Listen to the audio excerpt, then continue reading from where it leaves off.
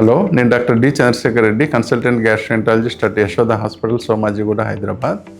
ఇప్పుడు మనకు చాలామందికి అంటే ఏదైనా మెంటల్ టెన్షన్ ఫీల్ అయినప్పుడు మనకు కడుపులో తేడా రావడము, అంటే కడుపులో నొప్పి మాదిరి రావడము, కడుపులో కొంచెం గడబిడగా అనిపించడం, ఇవన్నీ అలా మనం అబ్జర్వ్ చేస్తుంటాం. సో మనం ఒక రకంగా చెప్పాలంటే ఈ స్టమక్ అండ్ ఇంటెస్టైన్ అనేటివి సెకండ్ బ్రెయిన్ మాదిరి మనము చూసుకోవాల్సి ఉంటుంది. అంటే ఏదైనా మనకు యాంగ్జైటీ వచ్చినా, ఏదైనా టెన్షన్ వచ్చినా దాని ఎఫెక్ట్స్ మనకు స్టమక్లో అంటే ఇంటెస్టైన్లో పడుతుంటాయి. ఎందుకంటే ఈ ఇంటెస్టైన్లో స్టమక్లో చాలా ఎంటరిక్ నర్వస్ సిస్టమ్ అని ఉంటుంది.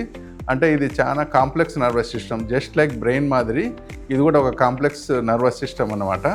సో ఈ నర్వస్ సిస్టమ్ అనేది సెకండ్ బ్రెయిన్ అంటాం మనం.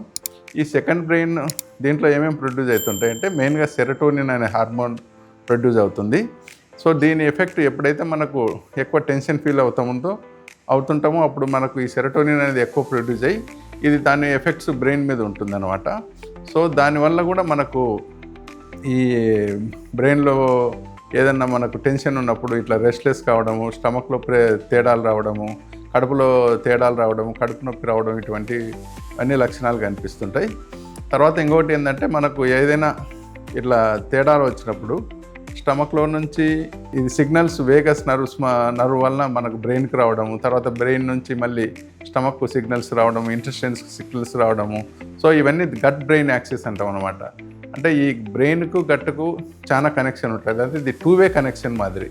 అంటే ఏదైనా మనం టెన్షన్ ఫీల్ అయినా మనకు ఇంటెస్టైన్స్లో ప్రాబ్లం వస్తుంది, తర్వాత ఇంటెస్టైన్లో ప్రాబ్లం ఉన్నా కొన్నిసార్లు బ్రెయిన్లో కూడా ప్రాబ్లం వస్తుంది అనమాట. తర్వాత కొన్ని రకమైన హార్మోన్స్ ఉంటాయి. ఇప్పుడు అడ్రినలిన్ ఎక్కువ ప్రొడ్యూస్ కావడము, తర్వాత కార్టిజాల్ ఎక్కువ ప్రొడ్యూస్ కావడము. అంటే ఏదైనా మనం టెన్షన్ ఫీల్ అయినప్పుడు మనకు ఈ కార్టిజాల్, అడ్రినలిన్ హార్మోన్స్ ఎక్కువ ప్రొడ్యూస్ అవుతాయి. దీని ఎఫెక్ట్స్ కూడా మనకు ఇంటెస్టైన్స్ మీద ఉండి దానివల్ల కూడా మనకు ఇట్లా గట్టు స్లో కావడం కానీ, గట్లో ఈ మోటిలిటీ పెరగడం కానీ, తర్వాత దానివల్ల కూడా మనకు ఈ స్టమక్లో డిస్టర్బెన్సెస్ రావడం కానీ ఇవన్నీ జరుగుతుంటాయి. సో కాబట్టి ఈ గట్ టు బ్రెయిన్ కనెక్షన్ అనేది మనకు చాలా ఇంపార్టెంటు. సో ఎక్కువ మీరు టెన్షన్ ఫీల్ కాకుండా మనం ఇది కంట్రోల్ చేసుకోవాల్సిన అవసరం ఉంటుంది. కాబట్టి కొన్ని రకమైన ఎక్సర్సైజెస్, స్లో బ్రీతింగ్ ఎక్సర్సైజెస్ కానీ, మెడిటేషన్ కానీ, యోగా కానీ, ఇటువంటి దానివల్ల కూడా మనము ఈ టెన్షన్ పడినప్పుడు ఇటువంటివన్నీ మనము చేసుకొని దాన్ని ఈ గట్ సైడ్ ఎఫెక్ట్స్ను మనం తగ్గించుకోవచ్చు. సో ఈ రకంగా మనము గట్ టు బ్రెయిన్ యాక్సిస్ను ఎక్స్ప్లెయిన్ చేయగలుగుతాం. Thank you.